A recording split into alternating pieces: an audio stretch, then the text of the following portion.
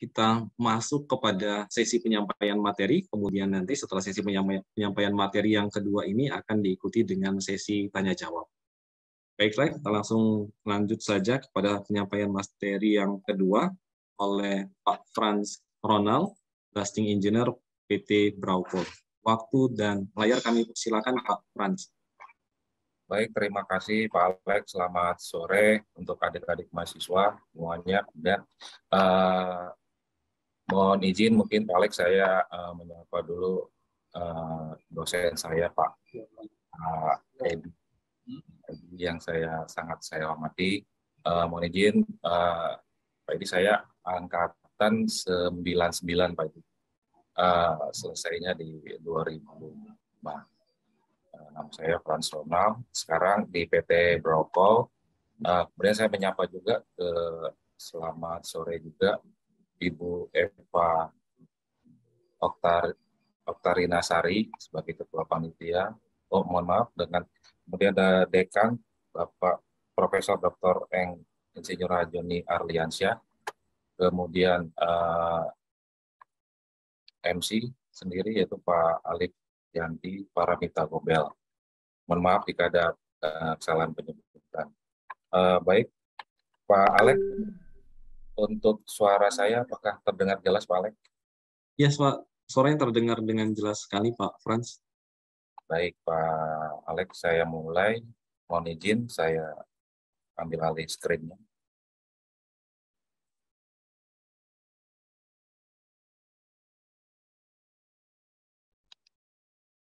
Apakah sudah terlihat, Pak Alek?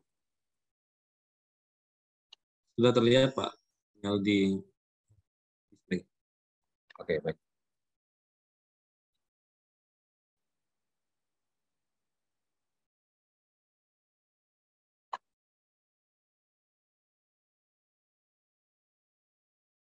Terima kasih.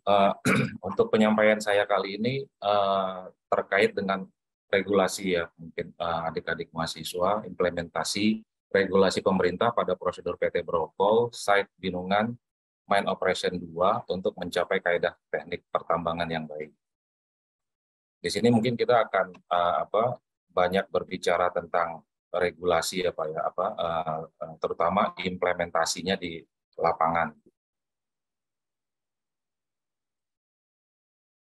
Sekilas untuk profil saya, nama saya Frans Ronald, kelahiran Dumai, Riau, 20 Januari 1981, pendidikan S1 Teknik Pertambangan, pengalaman di Drill Blast PT Brokol, Pak, dari tahun 2012 sampai sekarang, dan sebelumnya saya di Blasting Service PT Dahana Persero, tahun 2006 sampai 2012.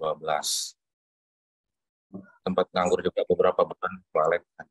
Kemudian, adapun outline presentation saya adalah yang pertama ada 3, yaitu slide-nya masih belum jalan, Pak Frans. Mungkin bisa di display dulu, Pak. Display. Ya. Ini sudah? Belum. Slide show belum ya? Ini masih di slide pertama, Pak Frans. Oh, oke.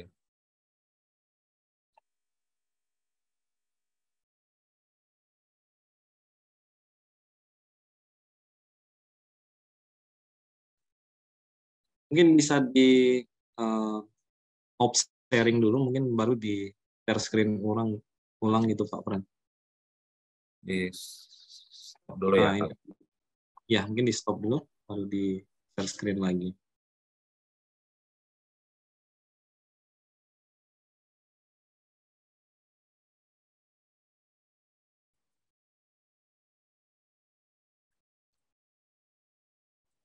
So,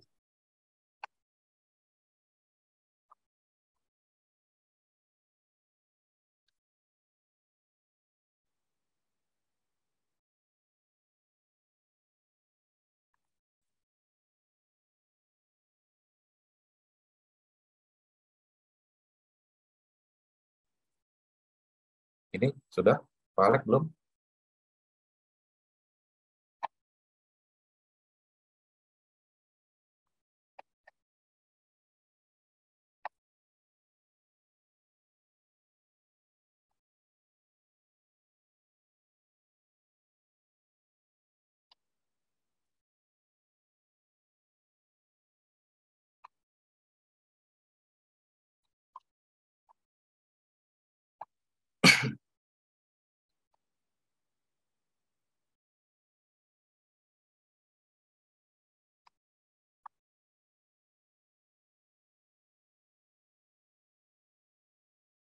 Belum ya, Pak Alek ya?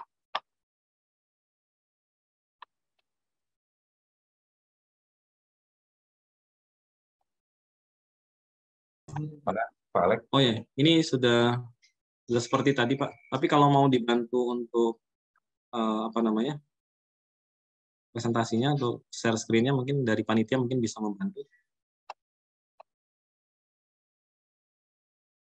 Boleh, boleh. Ya, kita minta dari panitia yang untuk membantu. Boleh.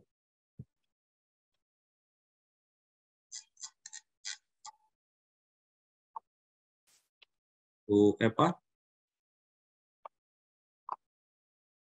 Oh ya, ini ya. Ya. Oke. Oke, baik. Saya mulai Silakan ya. Pak. Ya. Untuk materi kita kali ini, materi yang akan saya sampaikan, tadi sampai di mana? Iya, ini. Profile. Langsung ke mana tadi? Profile. Oke, bahasanya. Tadi ada yang saya tambahkan juga sedikit sekilas apa di PT Brokpol dari tahun 2012 sampai sekarang, dan di PT Dahananya dari tahun 2006 sampai 2012. Oke, dilanjut. Untuk outline presentation, yaitu landasan hukum dan SNI, pengeboran dan peledakan. Next, masuk landasan hukum dan SNI.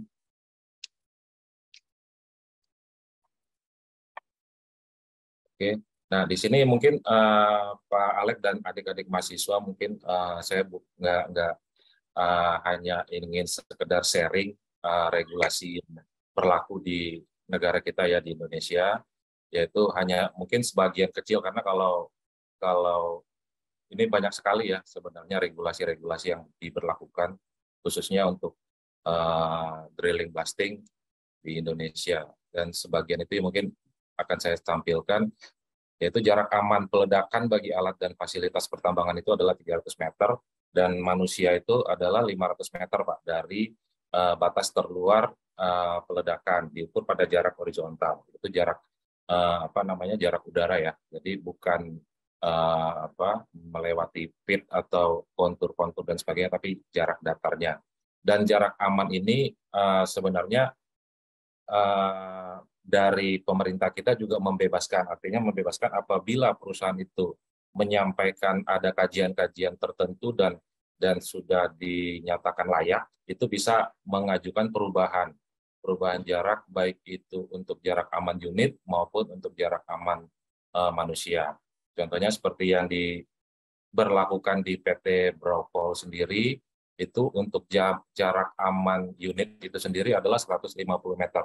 Pak Alek, dan untuk manusia kami masih comply di jarak 500 meter. Next. Dalam hal pembentukan lereng akhir penambangan itu yang sangat dicegah itu adalah terjadinya overbreak ya, terutama di area yang final slope, karena final slope ini adalah area yang wajib kita jaga, karena area itu akan apa namanya, jenjang itu akan berlaku atau berdiri cukup lama ya, sehingga kestabilannya harus tetap dijaga.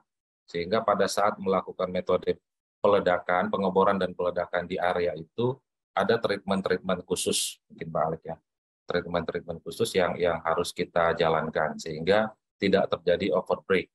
Di PT Brokpol sendiri yang sudah diterapkan itu sekurang-kurangnya berjarak 2 kali tinggi lereng tunggal dari rencana lereng akhir penambangan dan berdasarkan dari hasil kajian teknis. Salah satunya yang kami gunakan adalah metode SISDEC. Metode SISDEC ini adalah bentuknya itu bertujuan untuk mengurangi isian bahan peledak di masing-masing lubang ledak, sehingga vertikal atau energi distribusi yang dihasilkan dari bahan peledak itu tidak sampai menghancurkan atau bahkan menjadi overbreak terhadap slope design. Kemudian kita masuk ke area periphery. Area kerja melakukan pengeboran wajib dipastikan bebas dari material hasil peledakan seperti spoil ataupun dari benda-benda lain yang berpotensi melenting pada saat dilakukan peledakan. dan tidak terdapat bahan peledak yang tertinggal. Yang tertinggal ini adalah artinya tidak ada dari hasil peledakan yang sebelumnya ya. Adik-adik mahasiswa dari hasil peledakan bahan peledak yang tertinggal di area ini.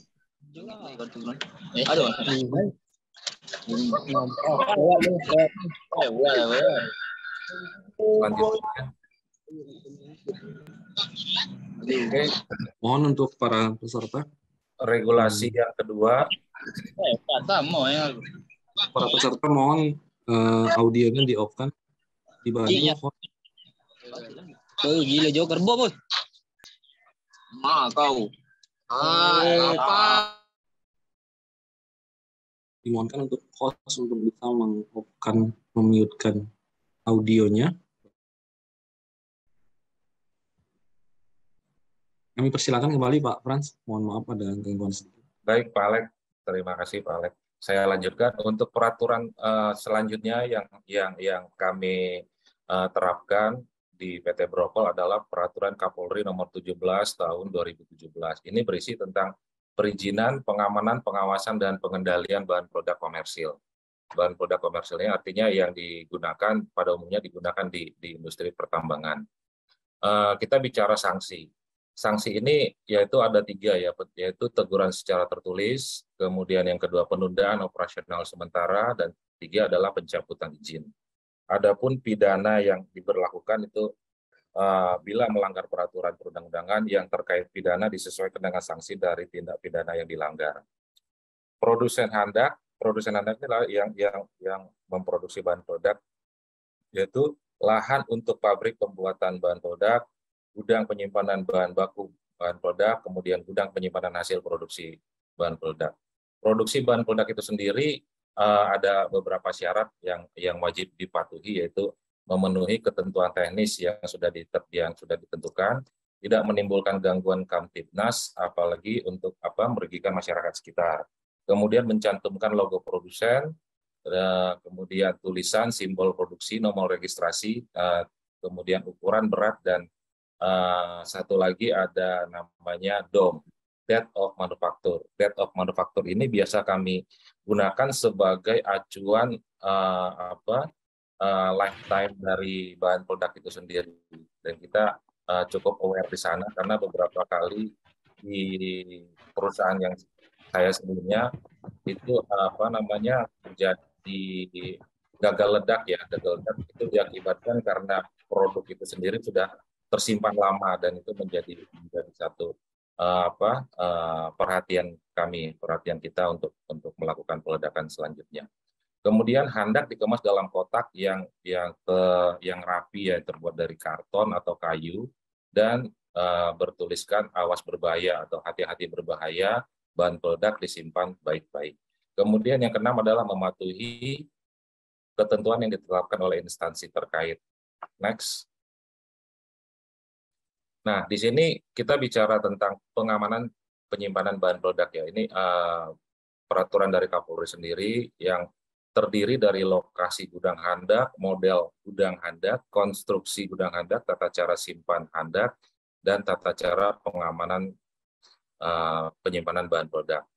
Yang pertama, lokasi gudang handak. Lokasi gudang handak itu sendiri terdiri wajib jauh dari pemukiman jalan umum atau jalan umum ya, adik-adik Mas. Kemudian model gudang handak itu terdiri dari dua jenis, yaitu gudang permanen dan gudang sementara. Konstruksinya, bahan pembuat gudang itu sendiri adalah tidak mudah terbakar.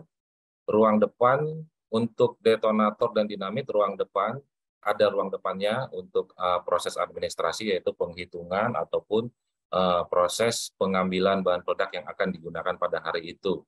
Kemudian ada penangkal petir, ada ruang belakang. Ruang belakang ini artinya adalah ruang penyimpanan itu sendiri, atau ada ruang utamanya penyimpanan. Kemudian ada pos jaga.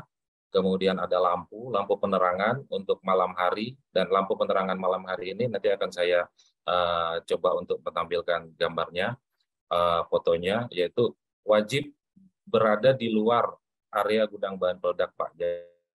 Dengan lampu di sini bukan artinya di dalam gudang ya, tapi di luar, bahkan di luar pagar. tapi lampu itu sendiri bisa menerangi area di dalam, tapi bukan dalam ruangan ya, tapi di luar gudang, di luar gudang, tapi di dalam area gudang bahan peledak itu sendiri. Kemudian berikutnya tata cara penyimpanan bahan peledak, banyak sekali ya Pak, misalnya penyimpanan detonator dan dinamit itu wajib dipisahkan, termasuk gudang AN, amonium nitrat harus terpisah. Dan tata cara penyimpanan bahan peledak itu wajib dijaga selama 24 jam, ada buku mutasi dan satpam atau saksi untuk keluar masuknya bahan peledak. Hanya banyak gitu.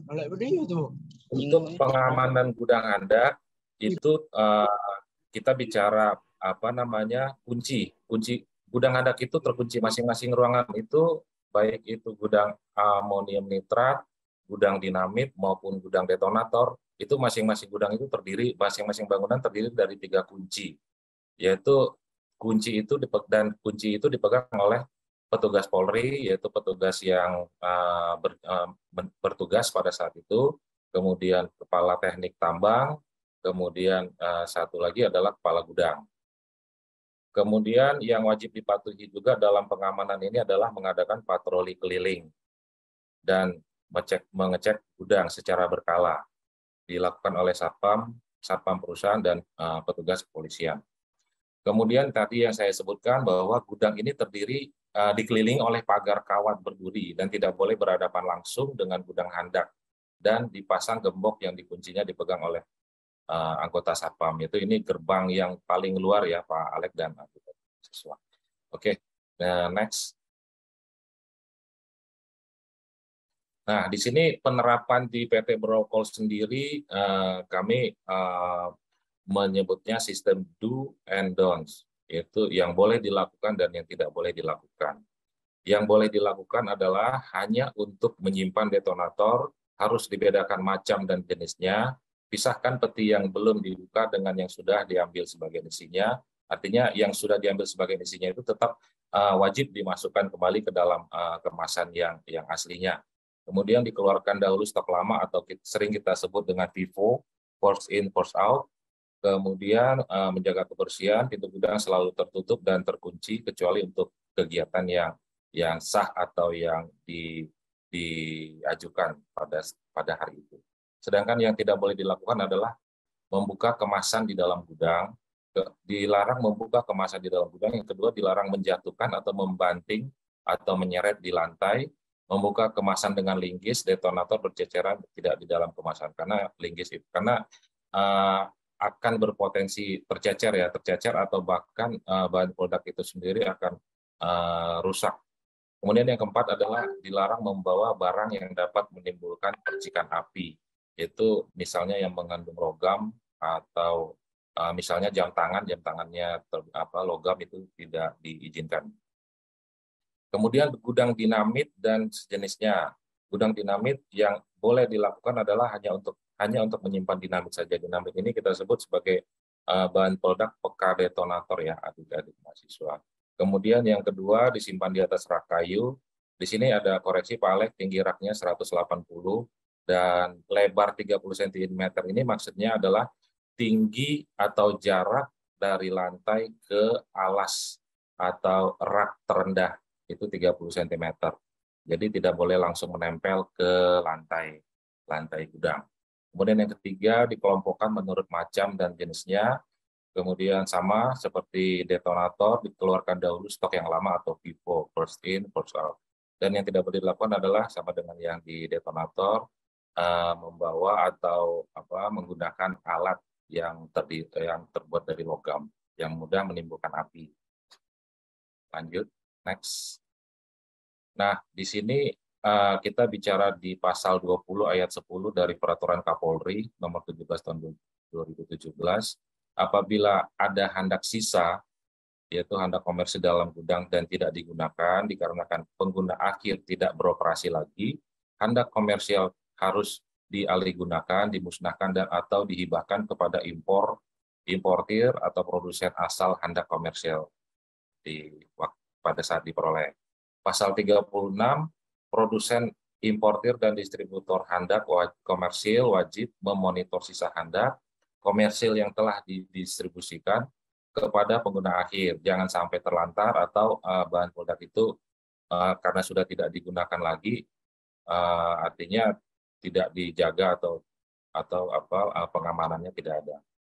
Wajib kemudian yang kedua menerima hibah sisa handap komersil milik pengguna akhir yang sudah tidak beroperasional lagi dan masih menyimpan handap komersial apabila dalam jangka waktu 1 tahun tidak dihibahkan. Dihibahkan ini artinya dikembalikan lagi ke pihak produsennya. Kemudian pasal 20 ayat 10 sama dengan yang di atas tadi, yaitu melakukan pemusnahan. Izin pemusnahan ini sendiri itu ada ya, itu diatur juga di dalam peraturan Kapolri, wajib mengajukan izin ke kepolisian untuk proses pemusnahannya, karena ada prosedur yang harus dipatuhi, yang harus dijalankan.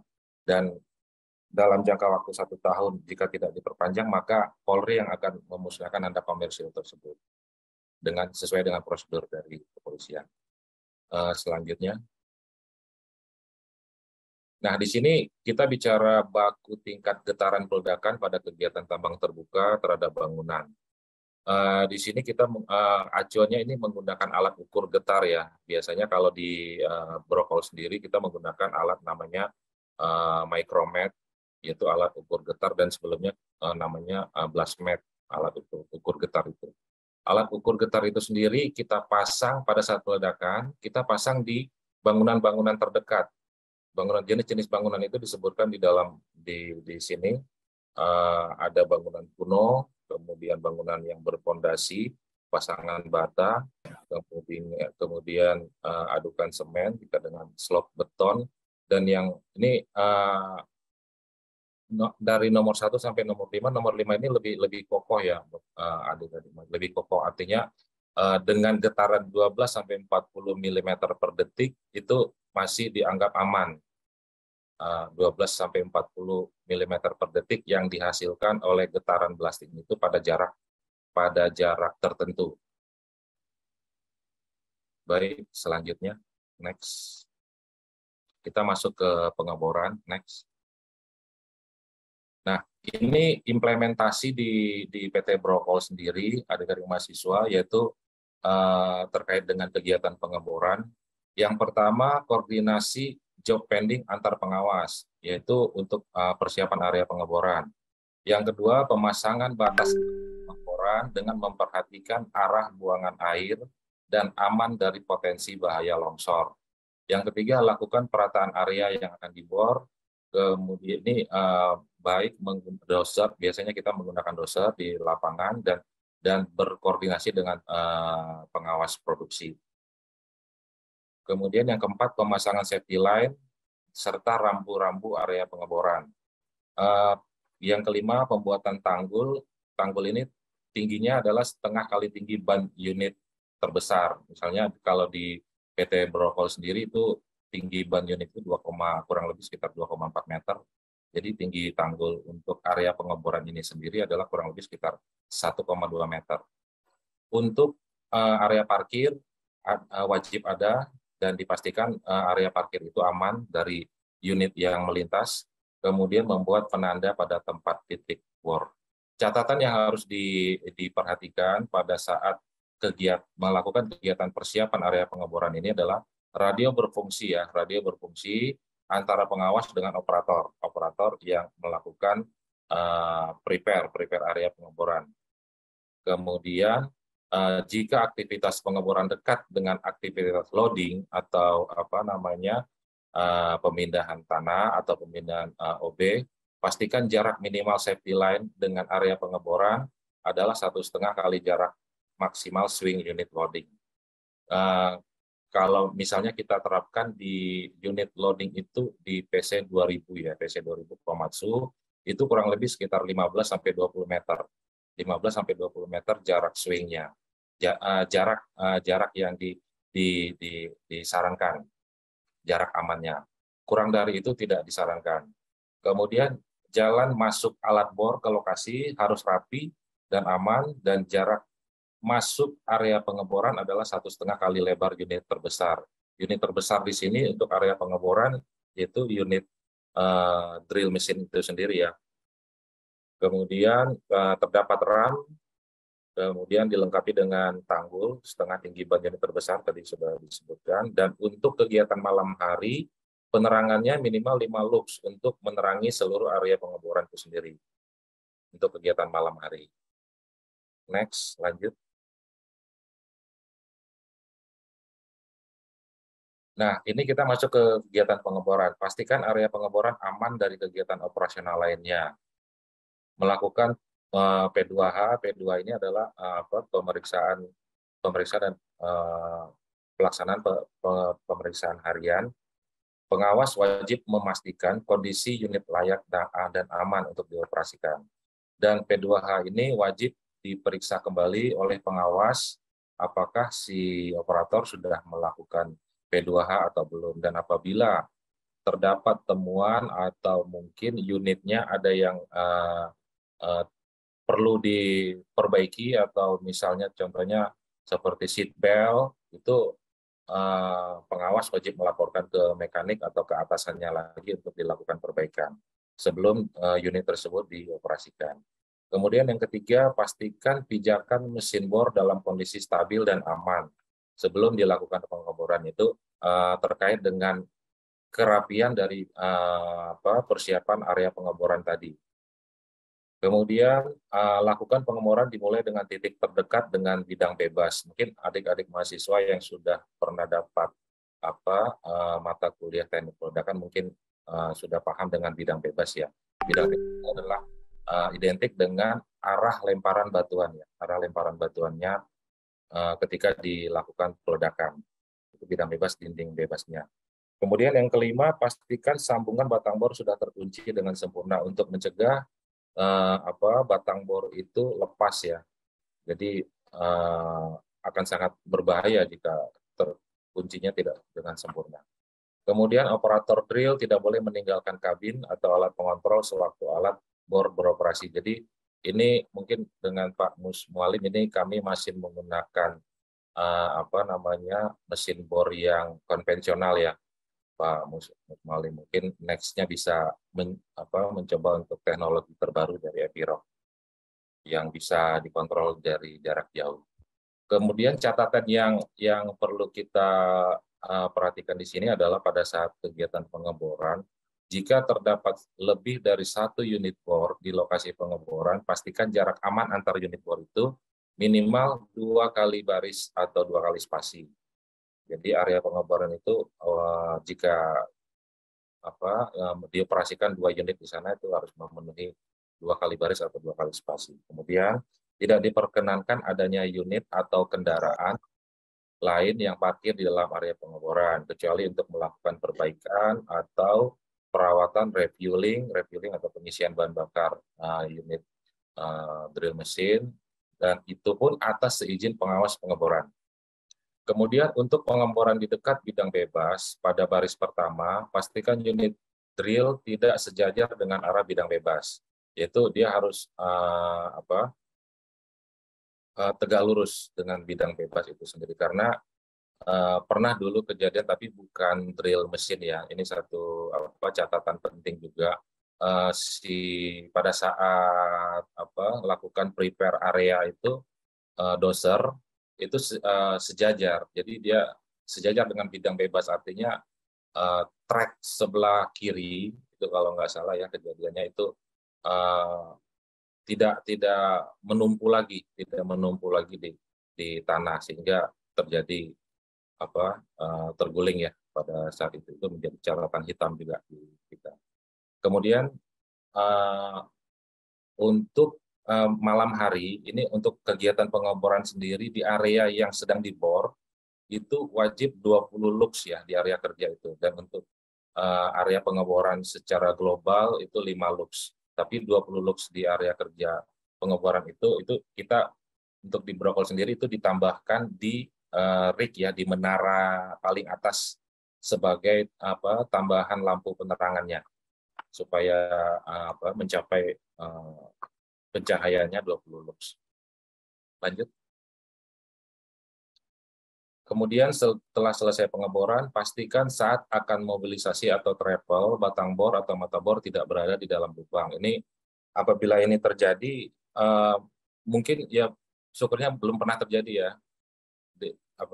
adik-adik mahasiswa, teman-teman mahasiswa, karena jika terjadi ini langsung bengkok ya, karena batang bornya masih di dalam lubang, si operatornya lupa, dia langsung angkat jack, langsung lakukan mobilisasi, travel, itu si batang bornya langsung bengkok, dan harganya lumayan.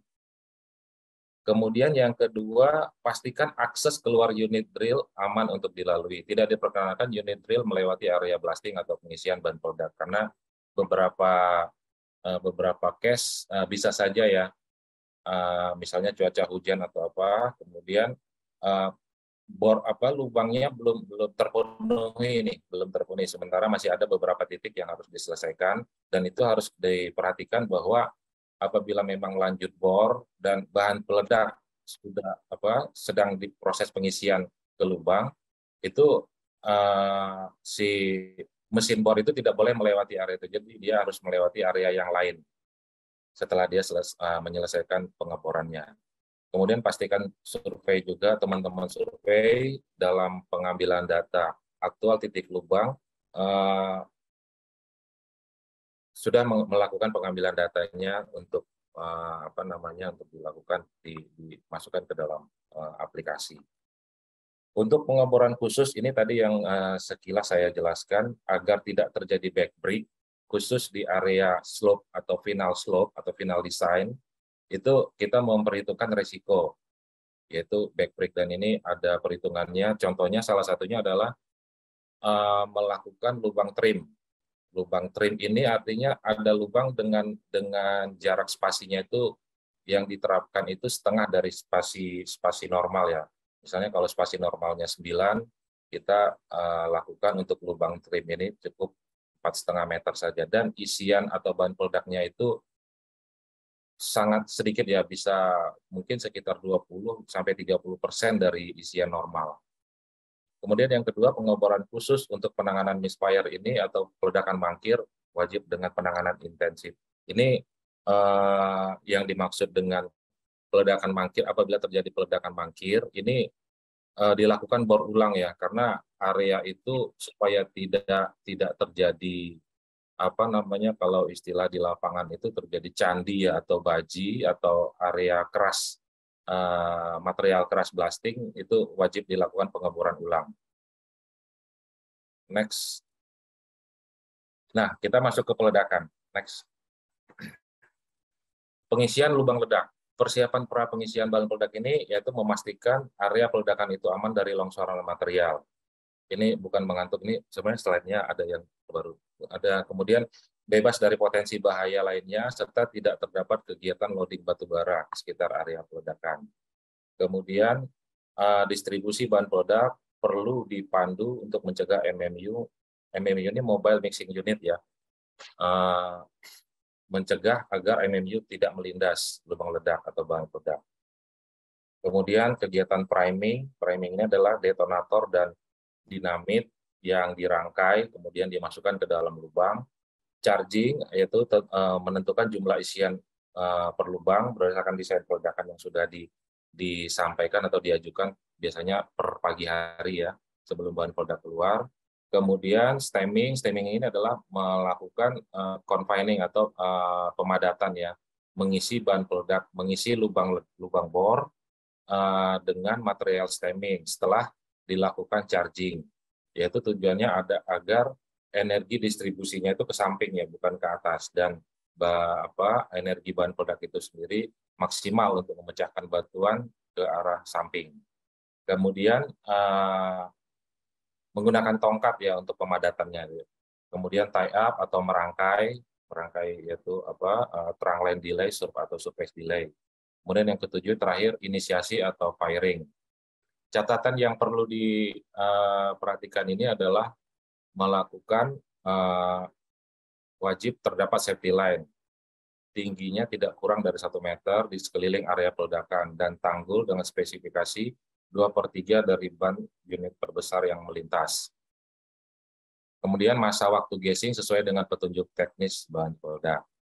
Tongkat atau stick stemming yang digunakan terbuat dari bahan non-logam dan aman agar tidak terjadi putus cup detonatornya, in-hole detonator. Dan tidak diperkenankan melakukan tie-up atau perangkaian pada lubang ledak yang belum di-stemming. Jadi harus sudah di-stemming dulu, baru dilakukan tie-up atau perangkaian.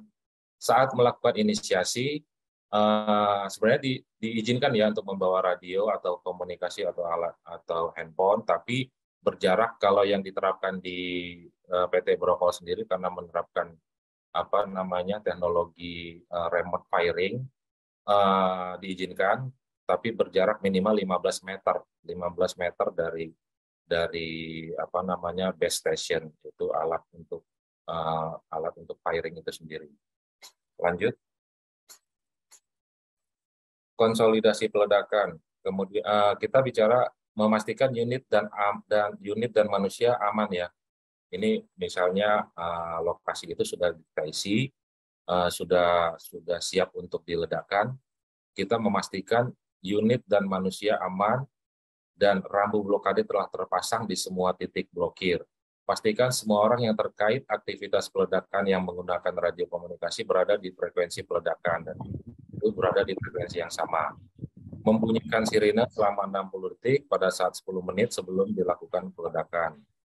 Pemimpin peledakan melakukan pemeriksaan kesiapan peledakan kepada semua petugas blokade. Jadi ada pemimpin peledakan yang melakukan pemeriksaan yang pada saat kesiapan. Pastikan unit dan manusianya aman dan petugas blokir sudah di posisi. Catatan yang harus diperhatikan adalah itu tadi, yaitu jarak aman manusia 500 meter, kemudian jarak unit itu jarak aman unit 150 meter. Dan semua orang yang terkait dengan aktivitas peledakan berada pada radio frekuensi yang sama untuk memudahkan koordinasi. Untuk proses evakuasi unit dan manusia dapat menggunakan channel pit aktif di setiap area. Kemudian pemimpin peledakan dan PIC blasting engineer memonitor channel peledakan di pit dan memantau channel khusus jika ada interupsi selain dari pengguna channel peledakan. Sirine peledakan dibunyikan untuk pemberitahuan bahwa akan segera dilakukan peledakan dan sebagai tanda bahwa blokade itu diaktifkan. Lanjut. Sirine peledakan pertama, jadi ada 2 kali sirine ya yang diterapkan, yaitu sirine pertama dan sirine kedua. Sirine pertama itu dibunyikan selama 20 detik. Setelah itu lakukan pemeriksaan blokade peledakan, kemudian masuk ke sirine peledakan kedua, dan yang terakhir adalah aba-aba atau hitungan mundur. Yaitu hitungan mundur sampai dengan kata tembak. Dan kata tembak itu sendiri harus dilakukan oleh pemimpin peledakan ya. Harus disampaikan dengan tegas dan jelas melalui radio. Setelah dilakukan peledakan, ada yang namanya pasca peledakan. Pemeriksaan pasca peledakan untuk memastikan sudah aman dari fly rock, debu, serta gas peledakan dengan menggunakan alat pelindung diri atau APD dan memperhatikan kemungkinan terjadi crack. Dan ini juga pemeriksaan pasca peledakan ini memastikan tidak ada, artinya tidak ada lubang yang tidak meledak atau expired. Dan perlu saya tambahkan di sini untuk adik-adik mahasiswa, teknologi yang saat ini sementara ini diterapkan di PT Brokol, kita menggunakan pemantauan atau pemeriksaan jarak jauh, yaitu menggunakan drone atau menggunakan teropong, dan yang terakhir itu kita menggunakan CCTV secara jarak jauh, karena untuk pemeriksaan pasca peledakan ini sudah tidak diizinkan lagi si juru ledak atau blaster atau pengawas peledakan itu memasuki area peledakan karena sangat berbahaya sekali, terjadi potensi longsor atau lubang rongga. Catatan di sini, jika ada interupsi, pemimpin peledakan harus menghentikan aba-aba hitungan mundur untuk mengkonfirmasi interupsi tersebut.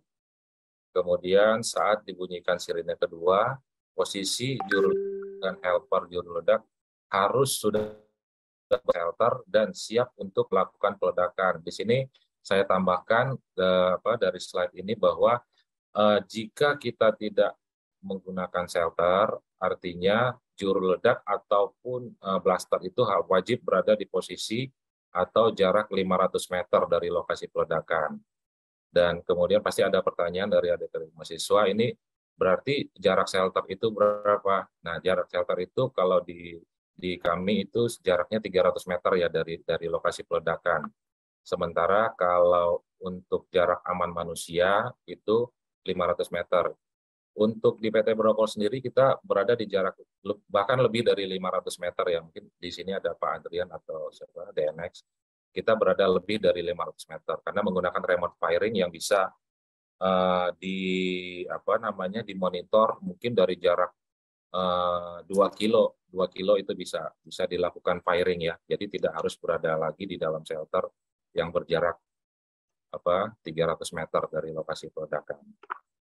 Hitung mundur diberi jeda 2 detik ya, 9, 8, 7, 6 itu masing-masing diberi jeda 2 detik untuk memberi kesempatan kepada pemirsa peledakan ya yang memonitor di radio channel blasting apabila ada interupsi. Kemudian memastikan tidak ada manusia yang memasuki lokasi pasca peledakan tanpa izin pengawas peledakan. Yang terakhir, catatannya adalah pengecekan dilakukan dengan tidak terburu-buru dan jika menggunakan light vehicle, pilih akses yang paling aman dari material lunak, material menggantung dan materi atau potensi bahaya lainnya. Lanjut. Nah, sudah mungkin sampai di sini. Mungkin Pak Alex, saya bisa menampilkan beberapa foto, Pak Alex. Saya coba lagi ya. Boleh, silakan Pak Frans, masih ada waktu. Baik.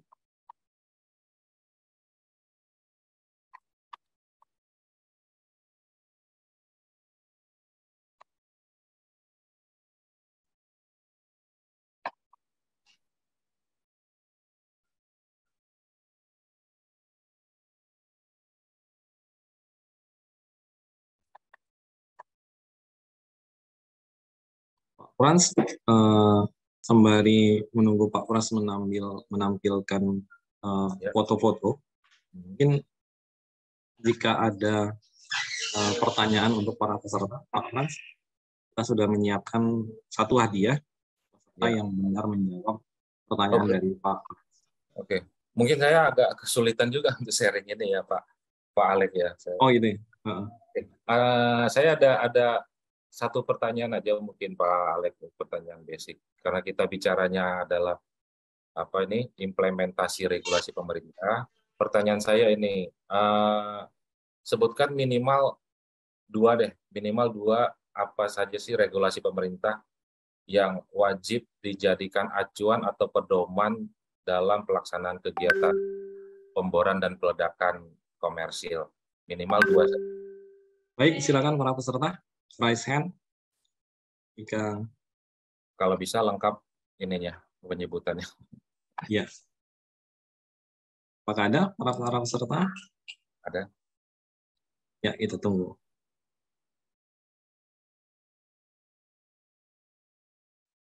Tadi sudah disampaikan oleh Pak Frans terkait dengan peraturan-peraturan yang digunakan. Itu ada. Iya, silakan. Joshua. Silakan Joshua. Izin menjawab Pak, dari materi yang Bapak bawa tadi, ada 2 peraturan, yaitu dari Kepmen SDM nomor 1827, K/MEM, /2018. Terus yang kedua dari peraturan Kapolri nomor 17 tahun 2017. Yes, benar. Bagaimana Pak Frans? Benar sekali, langsung dijawab Pak Frans ya. Ya, lengkap, benar. Selamat kepada Joshua Sirait. Silakan menghubungi panitia.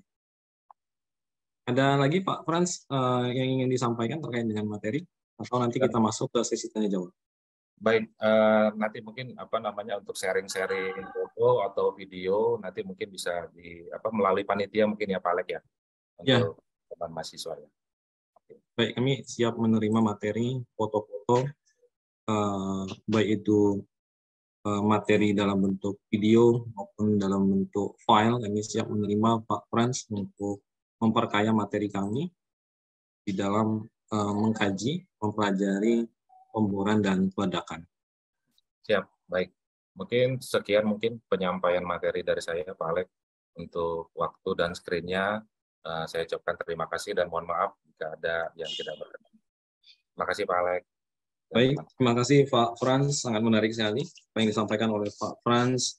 Kalau materi sebelumnya berbicara mengenai latest teknologi yang digunakan oleh PT Epiroc terkait dengan drilling mesin teknologi. Kemudian Pak Frans menyampaikan terkait dengan aturan-aturan, regulasi-regulasi yang digunakan di dalam rangka kegiatan pemboran dan peledakan, yaitu dari Kepmen ESDM dan lagi juga menggunakan peraturan Kapolri. Kita masuk ke sesi diskusi dan tanya jawab. Namun sebelum saya memberikan kesempatan kepada para peserta untuk mengajukan pertanyaan kepada para pembicara kita pada hari ini, izinkan saya selaku moderator ingin bertanya terlebih dahulu kepada pembicara pertama, Pak Mus dari PT Epiroc. Mungkin pertanyaan ini mungkin banyak dari para peserta juga ingin bertanya, mungkin terkait dengan teknologi-teknologi drilling teknologi yang digunakan oleh PT Epiroc saat ini. Namun yang ingin kami tanyakan adalah wire out ya, penggantian mata bor, Pak Mus, penggantian mata bor dengan ada 4 tadi untuk pemboran di surface mining. Nah, kira-kira dengan metode-metode tersebut, Pak Mus, metode yang mana yang paling wire out-nya itu, penggunaan mata bornya itu yang paling efisien ya, kemudian yang paling efektif juga digunakan, atau ada nanti mata bor tertentu digunakan untuk alat jenis material tertentu juga seperti itu. Baik. Kemudian untuk pertanyaan selanjutnya untuk Pak Frans terkait dengan remote firing. Tadi kalau tadi belum dijelaskan secara detail mengenai remote firing. Biasanya kalau di di kampus kita masih belum mengenalkan remote firing ke mahasiswa, masih secara manual. Mungkin bisa dijelaskan mengenai remote firing, kemudian plus dan minusnya. Mungkin Pak Frans dari Dahana kemudian lagi pindah ke Braupol, apakah di Dahana di tahun 2006 sampai dengan 2012 sudah menggunakan remote firing seperti yang diterapkan di Braupol pada saat ini. Kemudian plus dan minusnya apa saja, Pak? Mungkin dimulai dari Pak Mus.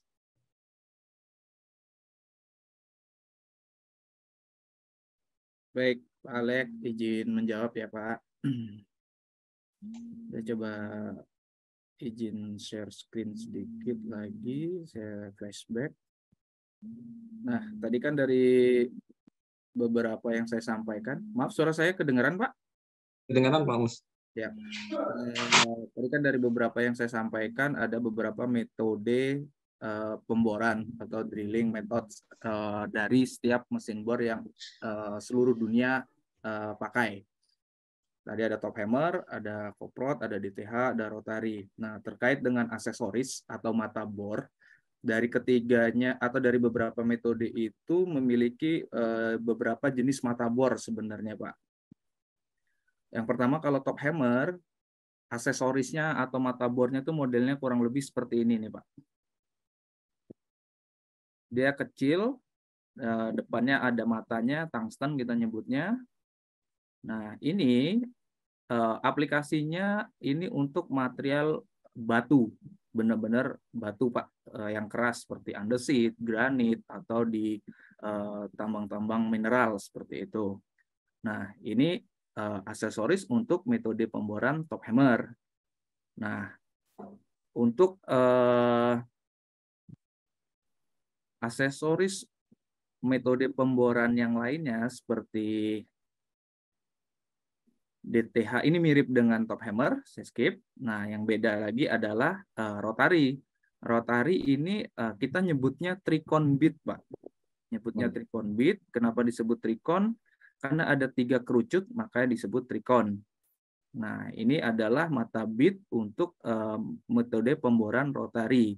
Biasanya dipakai di tambang batu bara yang sifatnya lebih lunak. Yang sebelumnya tadi saya sampaikan bahwa rotary ini tidak memerlukan hammer, pukulan. Ini digunakan untuk area atau formasi batuan yang cenderung lunak, tapi tetap butuh di blasting. Nah, untuk lifetime atau umur dari aksesoris ini tentu kalau merujuk ke formasi yang sudah diperuntukkan atau aplikasi yang diperuntukkan, tentu top hammer ini akan lebih konsumtif dibanding dengan rotary, Pak. Mungkin kalau nggak salah tadi ada Pak Frans ya Pak ya dari Agincourt ya. Ini bisa dikonfirm di lokasi Martabe itu lebih Pak Sapri dari Pak Sapri ya, sorry, maaf. Itu lebih abrasif dan lebih konsumtif untuk makan mata bornya ini Pak dibanding rotary yang dipakai di batu bara. Jadi secara gampangnya batu bara modelan mata bitnya adalah trikon dan biasanya lebih awet karena dia materialnya lunak. Tapi top hammer dan DTH ini digunakan untuk memang memecahkan atau ngebor batu, Pak, yang benar-benar batu, dan biasanya itu di mineral. Nah, ini lebih konsumtif dibandingkan dengan yang rotary ini. Semoga itu menjawab, Pak Alex. Baik, terima kasih Pak. Jawabannya sangat jelas sekali dan clear sekali gitu. Mungkin bisa dilanjutkan ke Pak Frans terkait dengan remote firing, Pak Frans. Ya, baik Pak Alex, saya coba menjawab ya. Sebenarnya Pak Alex, ini sebenarnya bukan kapasitas saya menjelaskan karena untuk saat ini untuk servis peledakan itu sendiri kami kebetulan menggunakan jasa perusahaan lain ya, itu vendor di dalam ini adalah DNX. Tapi saya coba mengulas sedikit tentang remote firing. Jadi remote firing yang digunakan saat ini di PT Brokol itu disebut dengan DigiShot plus 4G Commander System, Pak. Jadi untuk penggunaannya itu sendiri itu sangat simpel ya Pak. Artinya sangat simpelnya dia si blaster itu pengecekan rangkaian dan detonatornya itu bisa dilakukan pada low voltage. Kemudian untuk sistem DigiShot, atau saya bisa menampilkan. Bisa Pak. Saya ada share file ke IPA, atau langsung saya share di sini bisa ya? Boleh langsung di share aja Pak. Di chat ya? Iya, di share.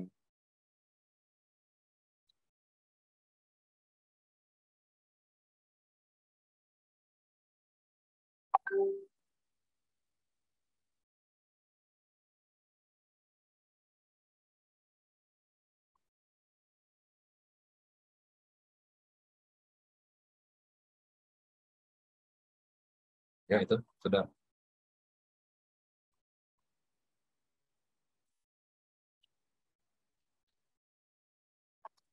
Bisa belum tampil Pak. Oh, ini ada filenya dari Pak Frans ya. Ya.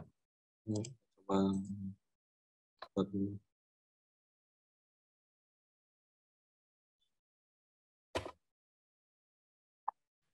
Mungkin sembari menunggu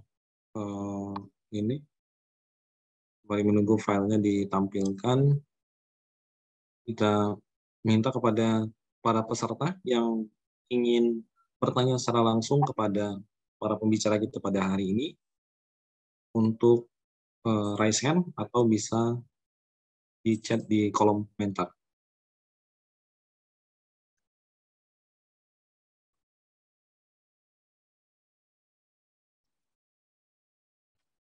Saya coba share screen.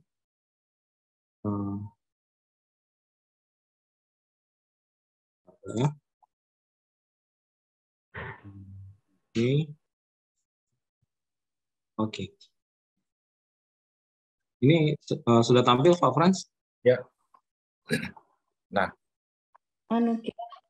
ini ya apa namanya metode baru ya yang digunakan oleh DNX dan diterapkan di area kami di PT Brokol, yaitu sistem Smart Suit. Ini kalau sejauh ini ya mungkin Pak Alex sangat apa namanya sangat baik sekali ya, karena sistem yang sebelumnya itu banyak sekali terjadi, ya beberapa kali terjadi leak atau error ya, error pada penggunaannya. Dan di sini, oke, next slide. Dilanjut. Oke. Nah, di sini dari tahun 1830 menggunakan ini apa namanya detonating port, kemudian tahun atau safety fuse, kemudian tahun 1910 menggunakan electric detonator, 80 non elektrik, sampai dengan sekarang 4G Commander. Next slide. Nah, benefit yang ditanyakan oleh Pak Alex itu sendiri bisa dilihat dari segi safety-nya, dari BSP 4G Commander itu sangat baik sekali ya Pak. Kemudian dari segi harga, relatif potensial untuk secara mining cost-nya masih. Nah, dari segi waktu juga ini sangat baik sekali Pak, memiliki range sampai 20.000 milisecond. Artinya masing-masing detonator itu bisa di-set dari 1 milisecond sampai dengan 20.000 milisecond.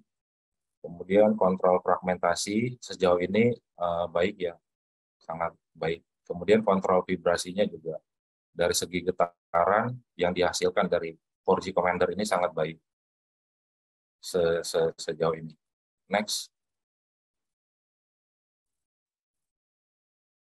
Nah, di sini untuk 4G Commander sendiri itu digunakan secara computerized ya Pak ya, dengan menggunakan transfer dari PC. Sebenarnya ini untuk yang menggunakan PC ini biasanya pakai full electric detonator ya Pak. Menggunakan full electric detonator, yaitu apa masing-masing lubang itu menggunakan detonator elektrik. Sementara kalau di PT Brokol sendiri, ini kita hanya menggunakan satu detonator saja sebagai inisiasi poinnya, sehingga apa namanya agar bisa dikontrol dari jarak jauh. Next. Nah, kurang lebih penggunaannya seperti ini, Pak. Di sini apabila jadi ada dua instrumen, yang instrumen pertama itu kita sebut sebagai bench box. Bench box ini adalah dari serangkaian detonator yang dirangkai ke dalam inisiasi poin, yaitu poin pertama yang meledak itu dirangkai dengan bench box yang diletakkan di dekat atau biasanya kita meletakkannya di kurang lebih sekitar jarak aman unit ya Pak, 150 meter dari lokasi peledakan. Kemudian akan mengirimkan sinyal ke base station. Base station ini yaitu di posisi si blaster itu sendiri atau si juru ledak. Nah, jarak antara bench box dengan base station ini sendiri kurang lebih bisa mencapai kurang lebih sekitar 2 km, Pak. Artinya apa namanya sangat aman dan bisa dimonitor secara jarak jauh. Dan untuk apabila ada hujan ataupun apa namanya bintik juga itu masih aman ya Pak. Sejauh ini sih masih aman. Kita masih recommended untuk menggunakan alat ini. Lanjut. Nah, ini bentuknya seperti ini Pak. Ini produknya teman-teman, yaitu Digisot Plus 3G yang digunakan yang sebelumnya, dan yang sekarang kita menggunakan 4G, itu menggunakan sinyal elektromagnetik Pak untuk mengantarkan sinyal dari bench box menuju ke base station, mengirimkan sinyal ke base station. Lanjut. Nah, di sini ada spesifikasinya Pak, lebih detail lagi. Nanti mungkin bisa dibaca-baca sama oleh adik-adik mahasiswa. Baik, terima kasih Pak Frans. Ini sudah sangat detail sekali terkait dengan Ya. remote firing. Mungkin kita mintakan kepada teman-teman yang ingin bertanya. Ini sudah ada Auda Helmi. Kami persilakan Auda Helmi untuk bertanya secara langsung kepada pembicara kita. Oke, Assalamualaikum warahmatullahi wabarakatuh. Selamat siang semuanya, Bapak-Bapak sekalian. Ya. Halo Pak, cukup jelas kan suara saya? Suaranya jelas. Silakan Auda. Cukup jelas ya Pak? Ini agak putus-putus. Boleh bertanya secara langsung? Coba lagi. Cukup jelas ya Pak suaranya? Suaranya jelas. Silakan bertanya langsung. Halo Pak? Ya, jelas suaranya. Oke, cukup. Ya, silakan Auda. Mohon izin diskusi sebentar Pak. Dengan Pak Frans misalnya Pak. Jadi kan kita sebenarnya kalau dari blasting, kita sudah tahu aturannya Pak, yang dari untuk jarak aman manusia itu sendiri 500 meter, unit 300 meter. Adakah cara Pak untuk mengetahui jarak aman dari sisi untuk kestabilan lerengnya sendiri Pak, bisa dari sisi low wall-nya Pak, atau high wall-nya gitu Pak? Mohon informasinya Pak, diskusinya gitu. Baik, terima kasih Auda atas pertanyaannya. Kita persilakan penanya yang lain baru ditanggapi oleh pembicara. Silakan Sarah Evilia. Oke, baik. Terima kasih Pak Alex atas kesempatannya. Perkenalkan saya Sarah Evilia, saya merupakan mahasiswa UI.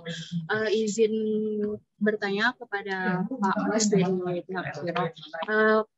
Kalau misalnya, saya ingin bertanya Pak, kalau misalnya kita dalam suatu kondisi, kita diperlukan untuk melakukan bor miring. Kira-kira kalau dari Epiroc itu sendiri, adakah merekomendasikan bor miring atau tidak? Kalau memang merekomendasikan, kira-kira kemiringan maksimalnya di sekitar berapa? Kalau memang tidak direkomendasikan, itu mengapa? Itu pertanyaan dari saya. Baik, terima kasih Sarah dan Auda ya. Ini dua pertanyaan terlebih dahulu kita jawab, baru selanjutnya kita mintakan pertanyaan lagi dari para peserta secara langsung. Untuk yang pertama dari Auda, itu kalau jarak aman untuk pekerja itu sudah jelas aturannya 500 meter, kemudian untuk peralatan 300 meter. Pertanyaannya adalah jarak aman untuk kestabilan lereng, mungkin di final slope atau di lereng-lereng terdekat dari pemboran, adakah jarak aman yang direkomendasikan? Kemudian pertanyaan kedua dari Sarah terkait dengan bor miring yang direkomendasikan berapa derajat dari PT.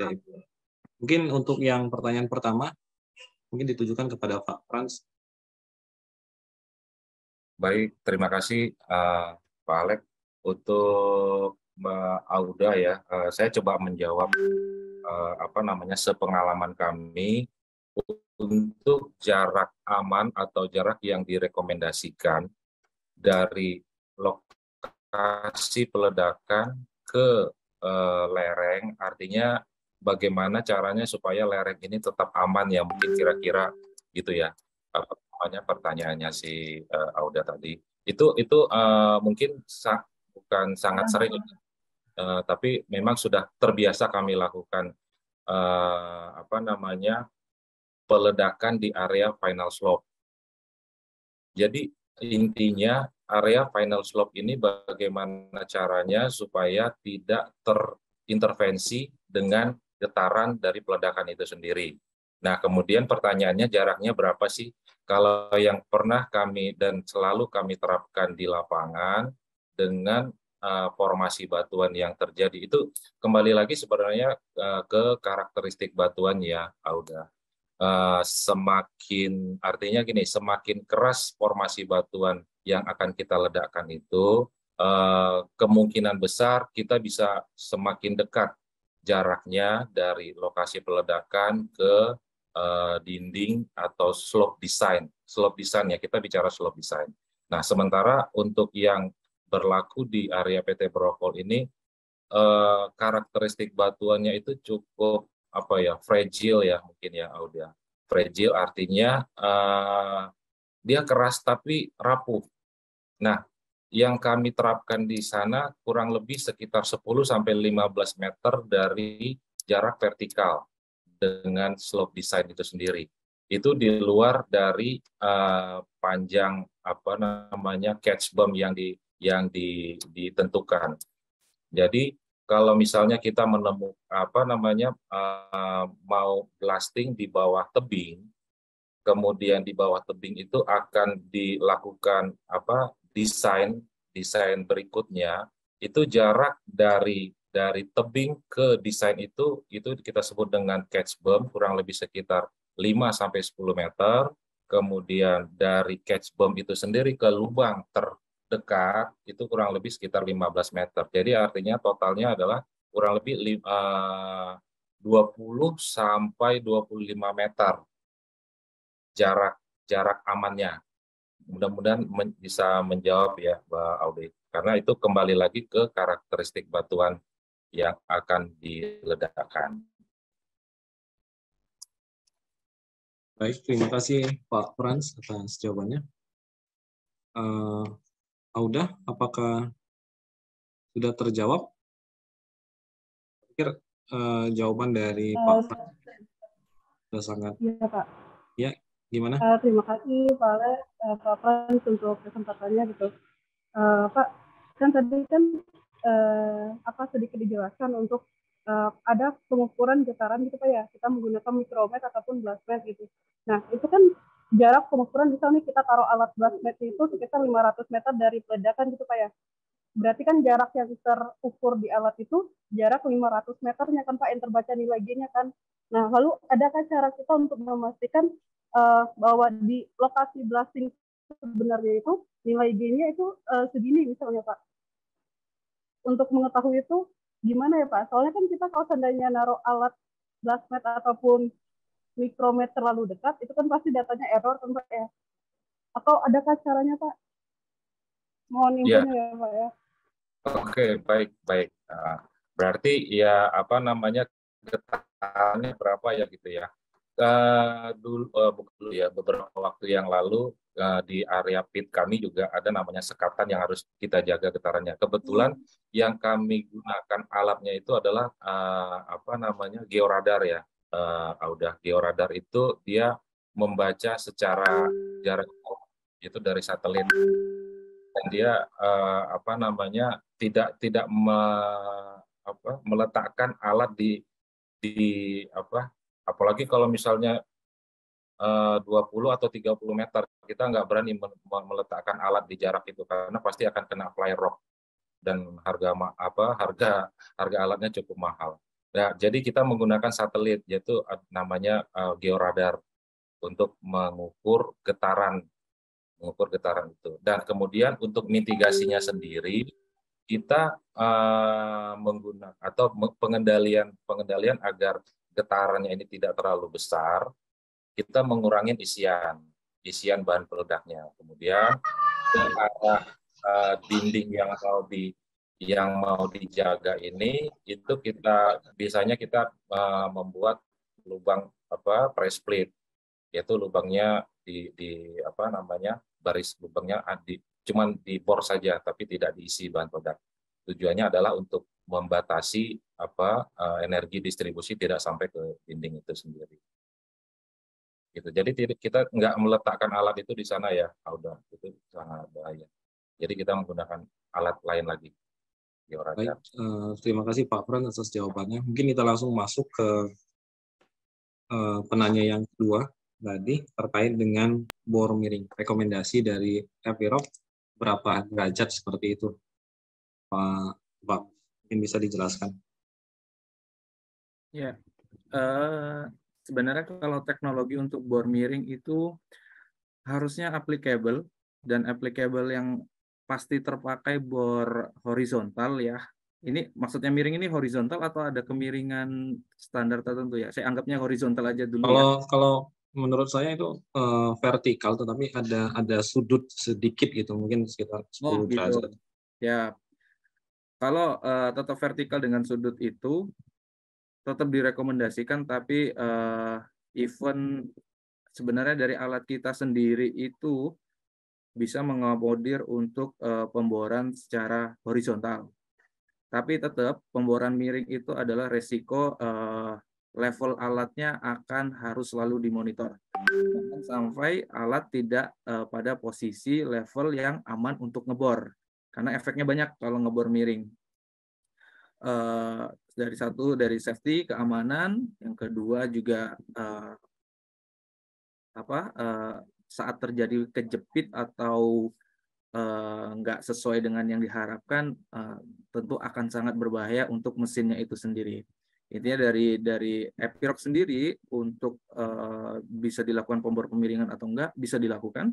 Untuk titik aman atau tidaknya kita bisa lihat di dalam kabin mesin bor itu sendiri ada, saya sedang cari fotonya cuman nggak dapat dari tadi, ada titik inklinasi atau jarum derajat kemiringan unit itu aman nggak kalau digunakan untuk ngebor miring seperti itu. Selama itu masih dikondisikan aman, levelingnya aman, nggak masalah untuk pengeboran miring. Cuman resikonya akan lebih besar vertikal biasa seperti itu.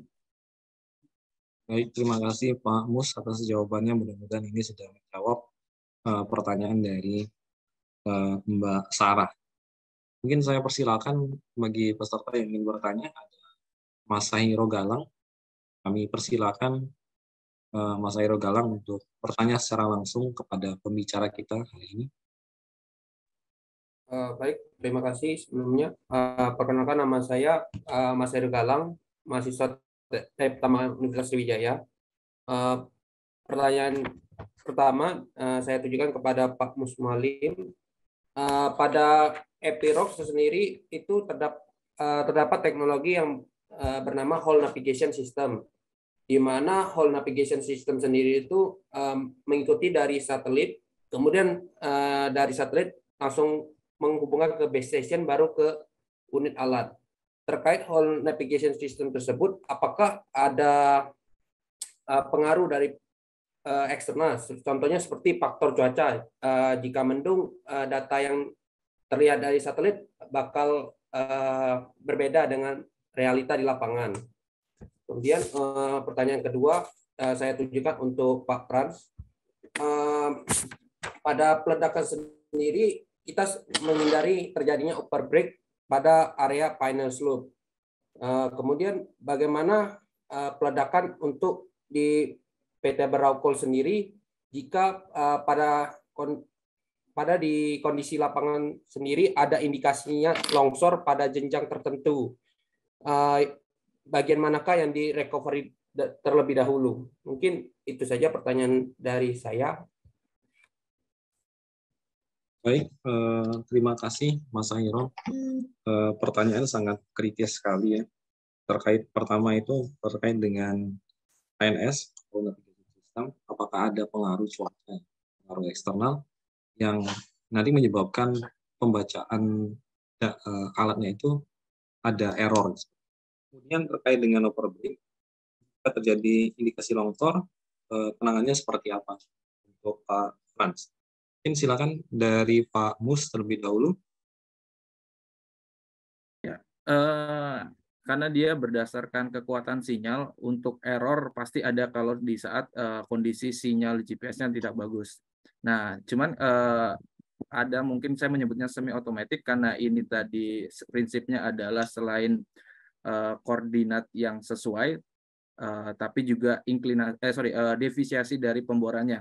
Mungkin kalau koordinatnya harus menstandarkan sesuai dengan yang sudah drill plan buat, tapi untuk defisiasi walaupun cuaca buruk, dia akan ikut dengan drill plan yang sudah dibuat di dalam flash disk yang kita colokkan ke unit. Dan itu menurut saya tidak pengaruh pada kekuatan GPS atau cuaca di lapangan.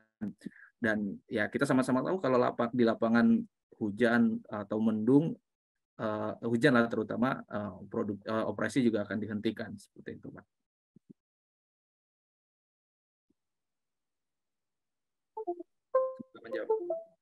Baik, terima kasih Pak Muf. Mungkin bisa dilanjutkan ke Pak Frans. Baik, terima kasih.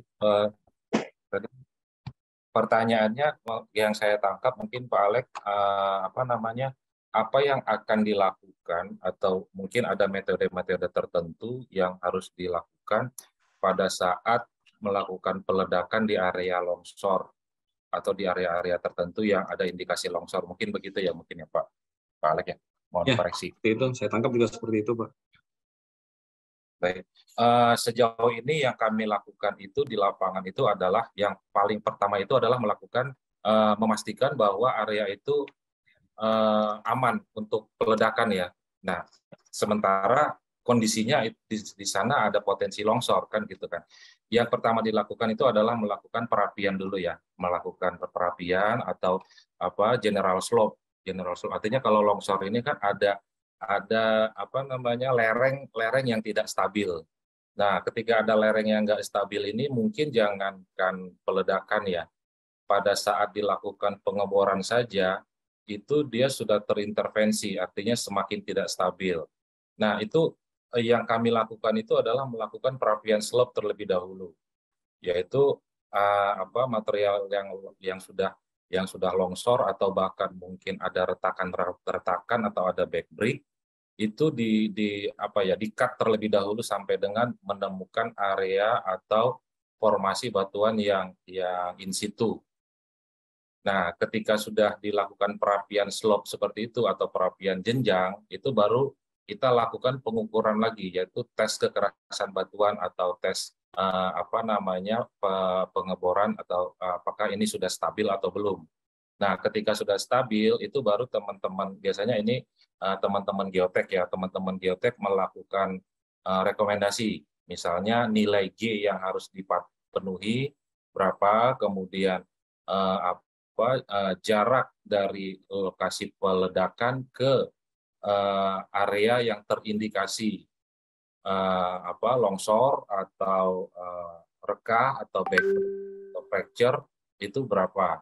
Nah, di sana kemudian getaran tadi nilai G tadi itu sendiri ya. Kemudian isiannya berapa? Isian itu sangat menjadi salah satu parameter untuk kita menjaga nilai G tadi. Mungkin kurang lebih seperti itu yang bisa saya sampaikan. Artinya intinya yang harus dilakukan itu adalah perapian longsoran. Area longsoran itu harus dirapikan dulu jenjangnya. Kemudian dilakukan pengetesan ulang. Kira-kira mungkin seperti itu, Pak. Baik, terima kasih Pak Frans. Jawabannya sudah sangat komprehensif sekali. Ini ada pertanyaan dari mahasiswa Universitas Sains dan Teknologi Jayapura terkait dengan pengisian bahan peledak Pak Frans. Ini ditujukan kepada Pak Frans. Isian utama mengenai pengisian lubang ledak, apakah pengisian primer, isian utama, dan penyumbat termasuk dalam pengisian lubang ledak. Penyumbat mungkin stemming ya, mungkin Mas. Jika termasuk ke dalam pengisian lubang ledak, untuk primer apa saja yang harus diperhatikan, sedangkan isian utama bagaimana cara menuangkan bahan ledak ke lubang ledak yang beda ukuran, dan untuk penyumbat ini mungkin stemming mungkin sendiri sebaiknya menggunakan material dengan ukuran berapa. Itu pertanyaannya ke Pak Frans, mungkin bisa langsung dijawab Pak Frans.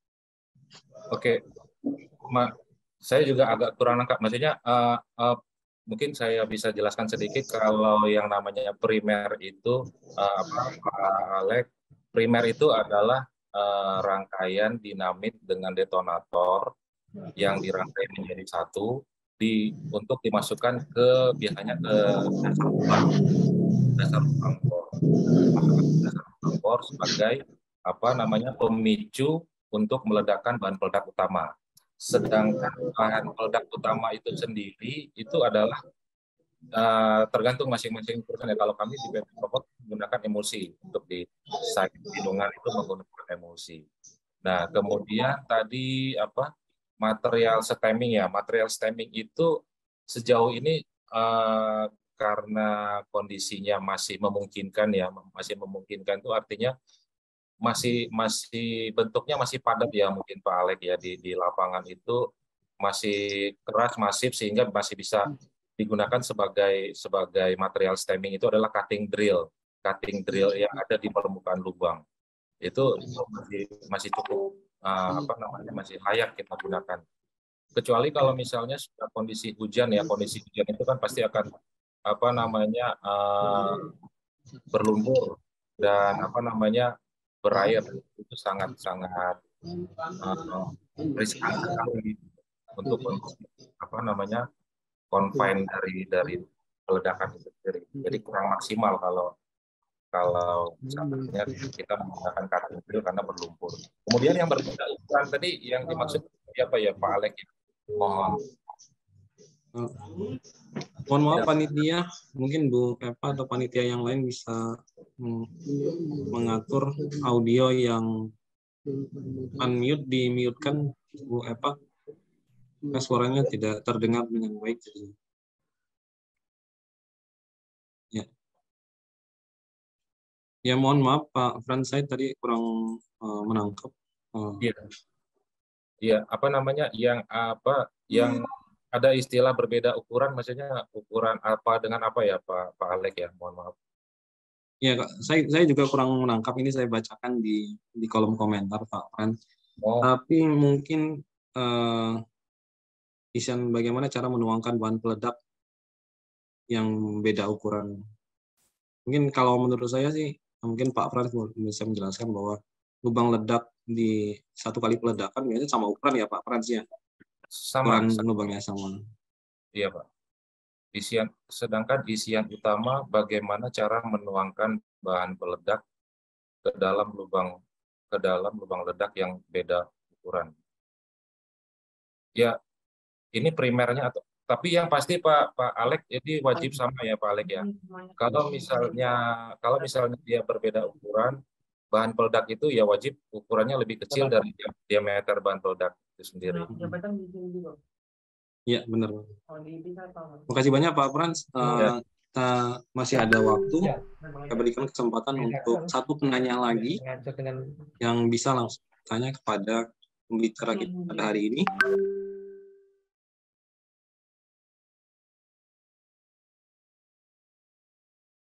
Kami persilakan yang ingin bertanya secara langsung.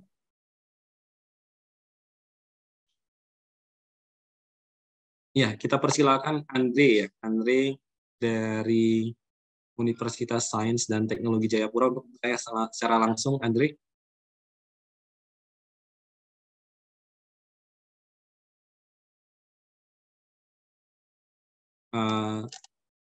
Saya akan membacakan lagi pertanyaan dari Lisa, mahasiswa Universitas Sriwijaya.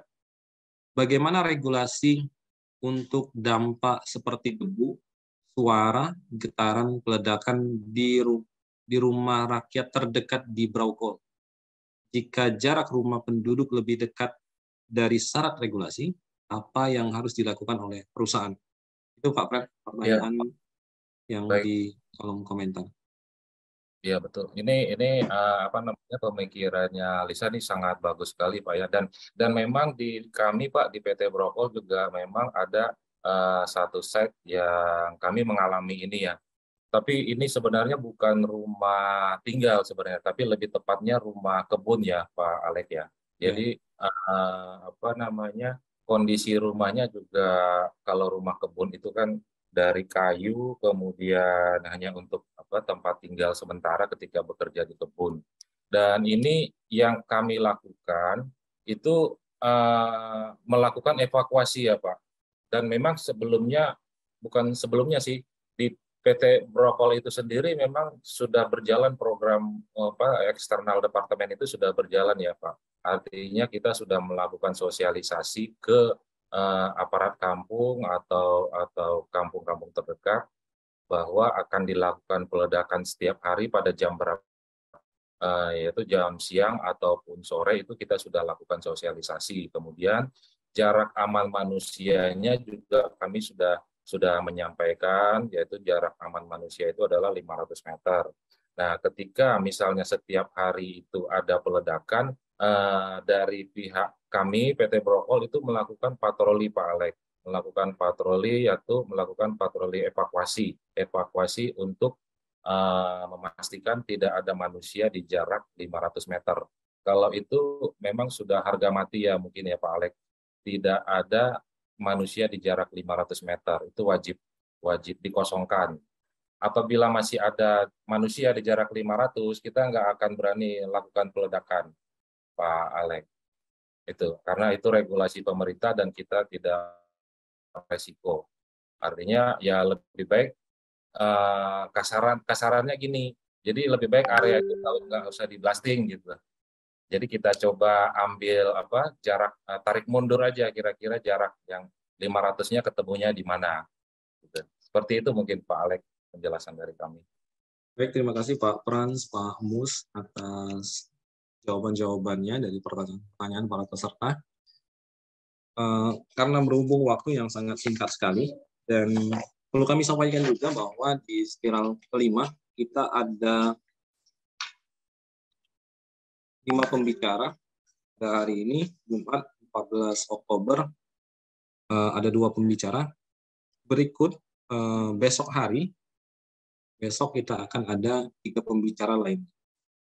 Karena waktu kita yang sangat terbatas, sesi penyampaian materi sudah dilaksanakan, kemudian sesi diskusi dan tanya jawab juga sudah dilaksanakan, maka kegiatan penyampaian materi dan sesi tanya jawab ini kita sudahi sampai di sini, dan saya selaku moderator kegiatan spiral teknik pertambangan Universitas Sriwijaya mohon maaf yang sebesar-besarnya jika ada kesalahan di dalam penyampaian pada spiral kali ini.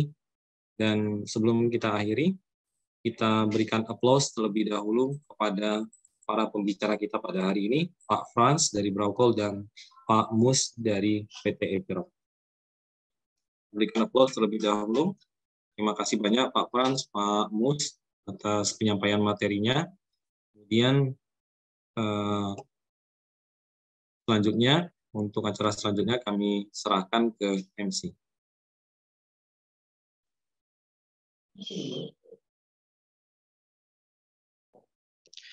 Baik, terima kasih kepada Bapak Alek Al-Hadi SMT yang telah memandu jalannya seminar tadi, dan juga kepada Bapak Mus Mualim dan Bapak Frans karena telah berbagi ilmunya. Saya sangat berharap ilmu yang dibagikan akan sangat berguna bagi teman-teman semua. Amin. Terima kasih Pak. Acara akan kita lanjutkan dengan pemberian sertifikat dari jurusan Teknik Pertambangan Universitas Sriwijaya kepada pembicara kita hari ini. Untuk yang pertama, kepada Bapak Mus Mualim yang akan diserahkan langsung oleh Prof. Edi selaku Ketua Jurusan Teknik Pertambangan Universitas Sriwijaya.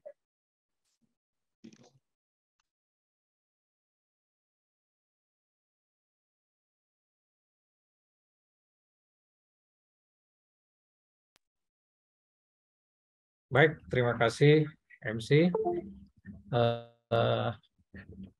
Saya Edi Ibrahim ya, jurusan Teknik Pertambangan dan Geologi Universitas Sriwijaya. Dengan ini menyerahkan piagam penghargaan atau sertifikat kepada Pak Mus Mualim selaku pembicara pertama. Kami harapkan dengan penyerahan sertifikat ini dapat menjadi jalinan ke depan yang akan selalu terutama karena memang ada secara emosional ada hubungan mudah-mudahan ini merupakan sesuatu yang berguna bagi kami khususnya mahasiswa yang hadir dan teman-teman sekalian ya.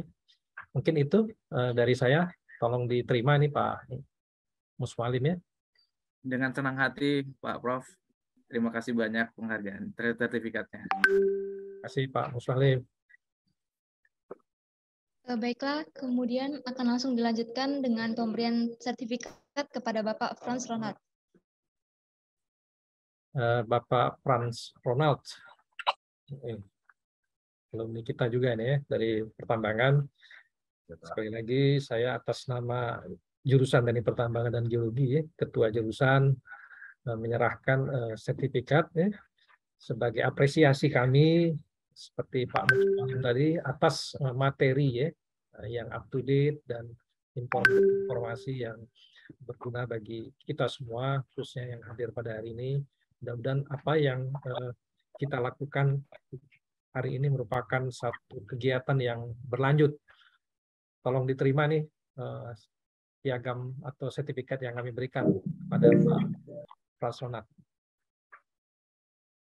Baik Pak, terima kasih banyak Pak. Ya, makasih Pak Prasonat. Selanjutnya saya kembalikan ke MC. Baik, terima kasih kepada Prof. Edi. Dan dilanjutkan dengan pemberian sertifikat kepada moderator oleh Ibu Eva Oktarina Sari sebagai Ketua Panitia.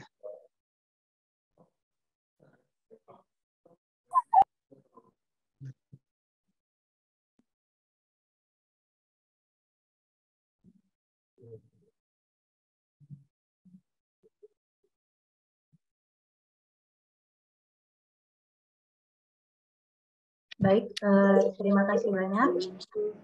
Kami sampaikan dari perwakilan panitia Sefira 5 kepada Bapak Alika Hadi STMT yang sebagai moderator dalam memandu pembicara hari ini dalam kegiatan kuliah umum Sefira 5 Teknik Pertambangan. Mohon diterima Bapak untuk piagam penghargaannya. Semoga bisa jadi motivasi untuk Bapak tetap memoderator dalam kegiatan-kegiatan selanjutnya.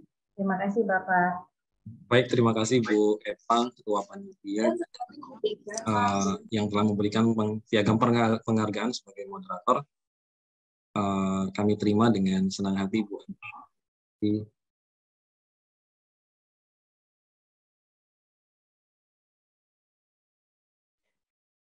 Baik, terima kasih kepada Ibu Eva yang telah memberikan sertifikat tadi. Kemudian acara ini akan kita lanjutkan dengan kuis. Akan dibawa langsung oleh Bapak Hari Waristian STMT. Kepada Bapak Hari kami persilakan. Terima kasih Wan Aga untuk kesempatan yang diberikan. Oke, baik peserta sekalian, kita sampai di acara puncak. Salah ya, acara kuis ya. Ini akan saya share screen.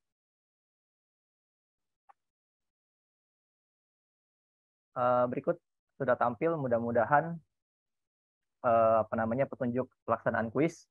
Kita kuis yang pertama menggunakan aplikasi Kahoot. Ini ada langkah-langkah yang bisa dilakukan. Silakan untuk dapat diikuti. Yang pertama, silakan buka halaman web kahoot.it. Kemudian masukkan password yang diberikan seperti yang tampil pada layar. Kemudian masukkan nama Anda, nickname Anda. Kemudian soal dan jawaban akan tampil pada layar yang ada di screen panitia. Untuk jawaban sendiri silakan bisa dipilih pada device masing-masing yang digunakan. Untuk pertanyaan kita berikan masing-masing waktu untuk menjawab 10 detik dan kemudian yang terakhir semoga beruntung, semoga menjadi pemenang. Kami persilakan untuk buka halaman web kahoot.it kemudian masukkan password 9646603.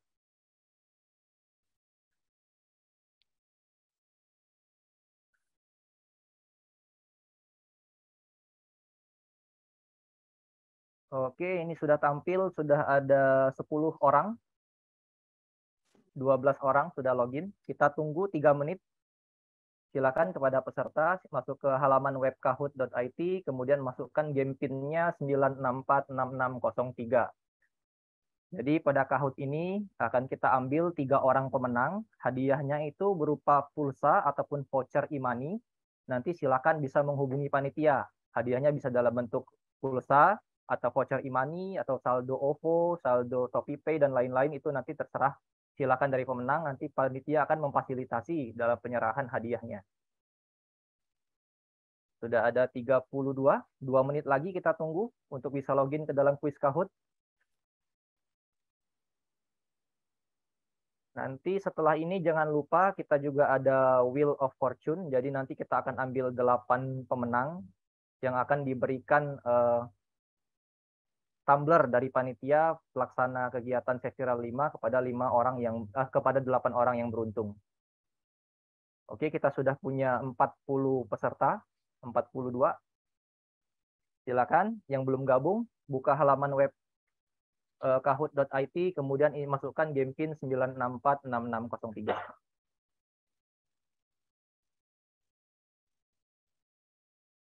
Oke, sudah ada 48 orang. Kita tunggu masih sampai pukul 4.20 di waktu jam saya, maka akan kita mulai kuisnya.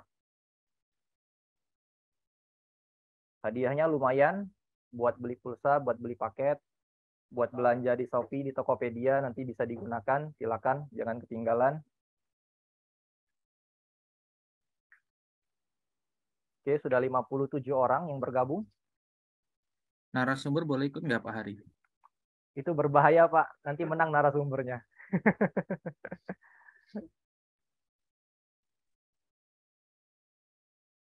Tapi narasumber boleh menambahkan hadiah, Pak Ari ya? Kalau menambahkan hadiah sepertinya boleh, Pak. Iya, dengan senang hati kami terima.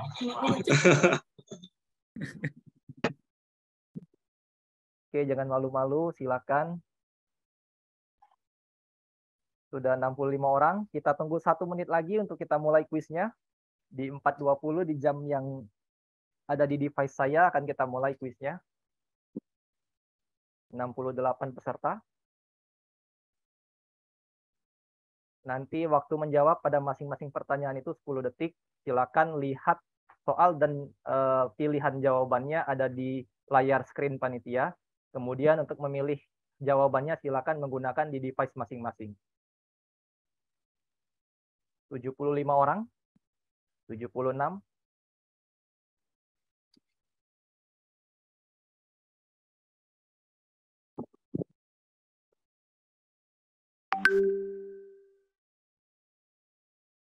Oke, 77. Kita hitung mundur sebelum memulai kuisnya. Saya hitung dari 10.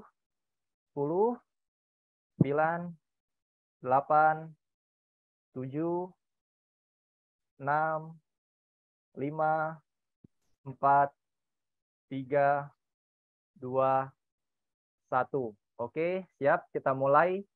Silakan diperhatikan pertanyaan yang pertama.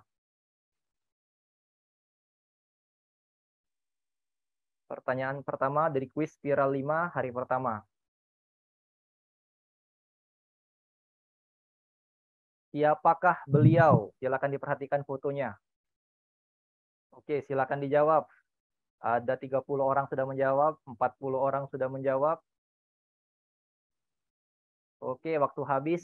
Jawabannya adalah Mus Mualim. Ada 34 orang yang benar menjawab. Oke, kita next pertanyaan berikutnya. Sementara yang memimpin Thoyib dan Ignas. Wah, ini 2 jadi 1 nih, bukan sikok bagi duo tapi 2 jadi sikok ini. Nomor 2-nya ada Nur Rahmi, ketiga ada Putri Adelia menyusul. Oke, pertanyaan yang kedua. Gambar berikut merupakan metode pengeboran.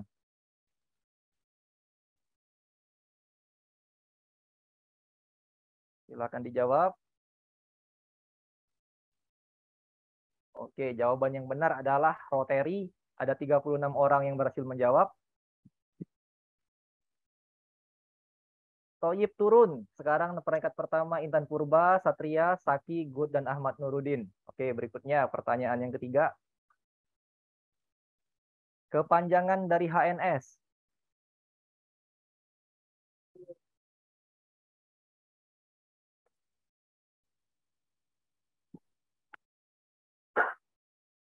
Oke, jawabannya adalah Whole Navigation System. Nah, ini paling banyak. Yang benar ada 52 peserta dari total 71 jawaban yang kita terima.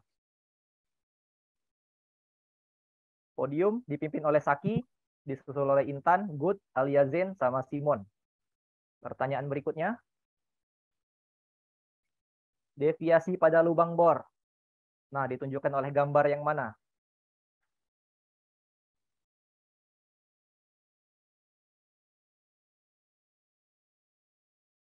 Ternyata gambar yang A, gambar yang berwarna merah. Oke, kita lihat siapa saat ini.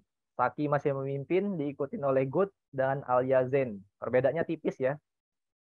Kita ke pertanyaan berikutnya. Pertanyaan kelima. Keuntungan dari penerapan HNS atau Whole Navigation System.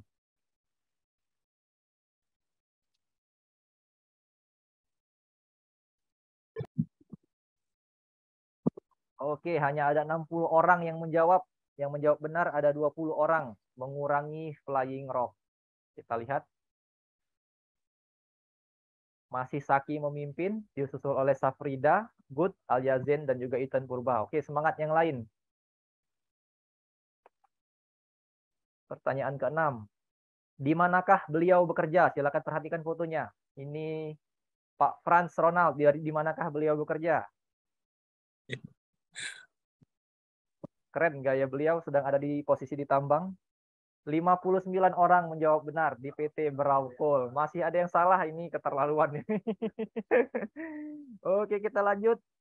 Saat ini podium dipimpin oleh Masih Saki, diikuti oleh Good dan juga Alyazen. Andra nyusul naik ke atas, Intan Purba stay di posisi kelima. Oke, pertanyaan ke-7. Capman SDM 1827K berisi tentang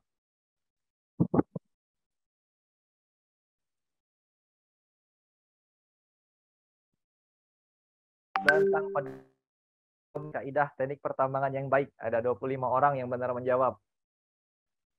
Sekarang nyusul Yan, entah datang dari mana ini. Tadi tidak 5 besar, sekarang posisi pertama. Diikuti oleh Saki, Good, Alyazen, dan juga Andra. Kita masuk ke pertanyaan berikutnya, pertanyaan ke-8. Jarak aman peledakan bagi alat dan fasilitas tambang. Ini sesuai dengan Capman ya.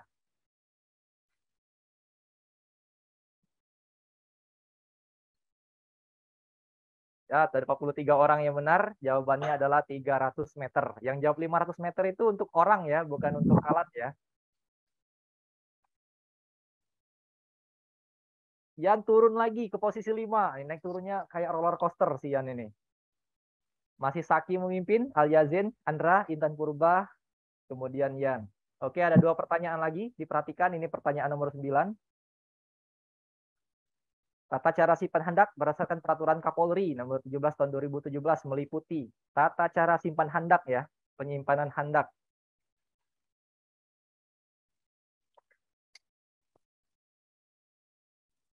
Hanya ada 13 orang yang benar. Tata cara simpan handak itu adalah untuk menyimpan detonator dan juga dinamit. Kita lihat posisinya. Saki terlempar, Alyazen nomor 1, Intan Purba nomor 2, Alfa nomor 3, Satria dan Prasetyo. Oke, ini Iqbal Arfi sudah menjawab 4 pertanyaan secara benar berturut-turut. Oke, pertanyaan terakhir, tolong diperhatikan. Ini akan menjadi pertanyaan terakhir menentukan posisi 1, 2, dan 3. Yang termasuk kegiatan persiapan area pengeboran.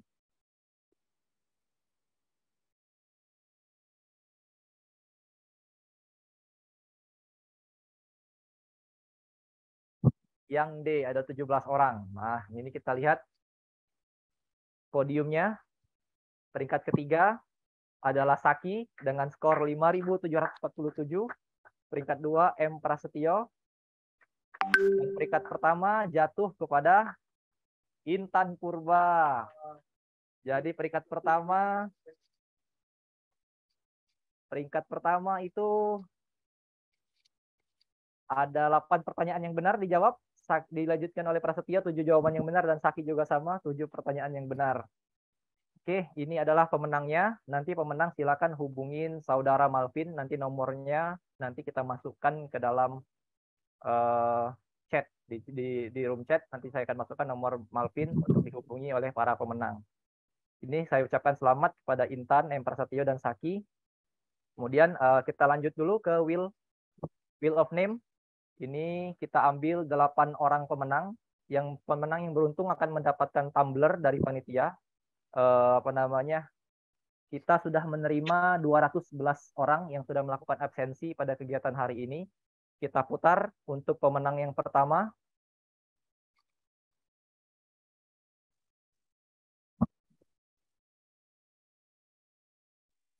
Pemenang pertama jatuh ke Satria Wijaya.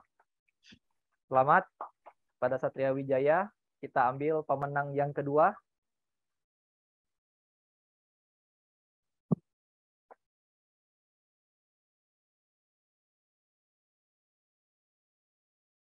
Safrida Dwi Anggraini. Kami ucapkan selamat pada Safrida. Pemenang yang ketiga.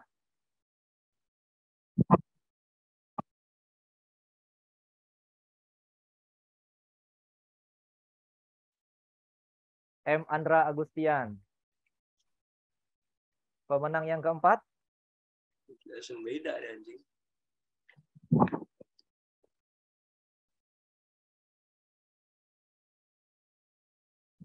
Frans Ronald. Pembicara yang mendapat juara. Selamat Kendo. Ini aja di skip Pak. Di skip ya. Oke, kita masih cari pemenang keempat.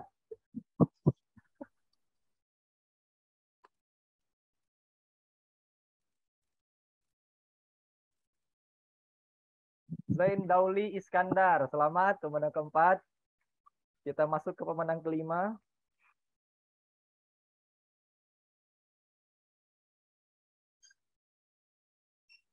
Pemenang kelima ada Wendra. Pemenang keenam.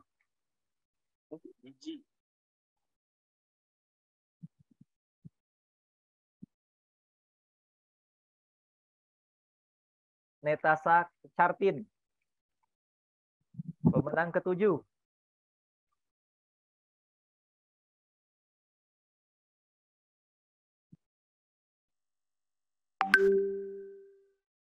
Suban Zuri, selamat. Satu pemenang terakhir kita cari.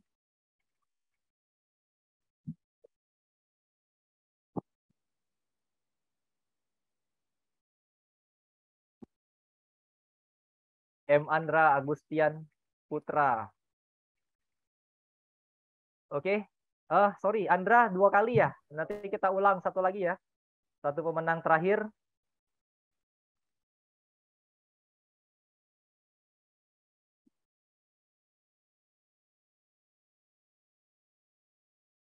Rino Wahyudi. Oke. Kita sudah mendapatkan 3 orang pemenang kuis Kahoot dan juga 8 orang pemenang Wheel of Fortune. Kami ucapkan selamat kepada pemenang. Untuk besok jangan lupa diikutin juga save viralnya karena masih akan memiliki konsep kuis dan hadiah yang sama. Kepada selanjutnya kami serahkan lagi kepada MC.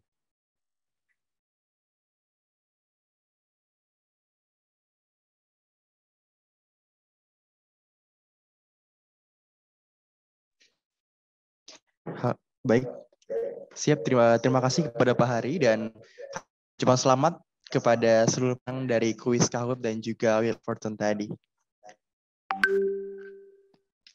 Baiklah, setelah acara kuis tadi, acara selanjutnya yaitu sesi foto bersama yang akan dipandu langsung oleh saya.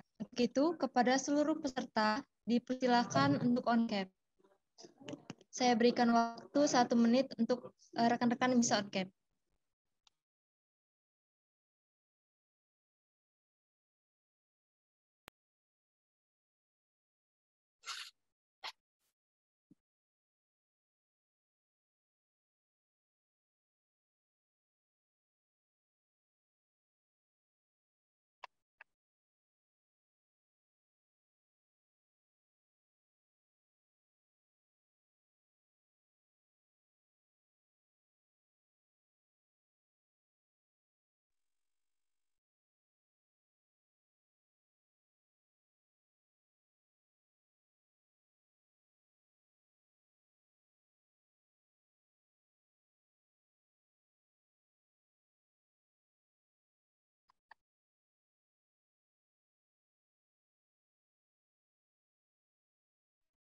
Baiklah, langsung saja kita mulai. Untuk slide pertama, 3, 2, 1. Untuk slide kedua, 3, 2, 1. Sudah. Untuk slide ketiga, 3, 2, 1.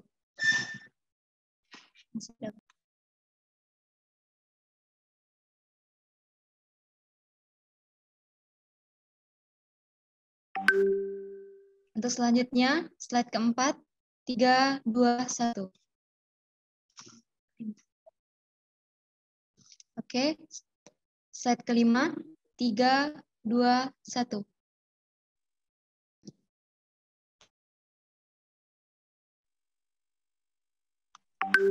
Baik, terima kasih kepada seluruh peserta yang sudah on cam tadi.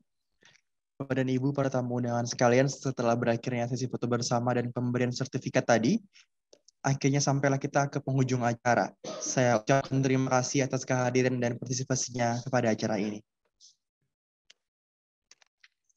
Saya, atas nama panitia dan seluruh pengurus, mengucapkan terima kasih yang setinggi-tingginya kepada Bapak Ibu tamu undangan, PT Epiroc Southern Asia, PT Braukol, PT DNX Indonesia, PT Adaro Indonesia, PT Agincourt Resource yang telah bersedia hadir pada acara siang hari ini.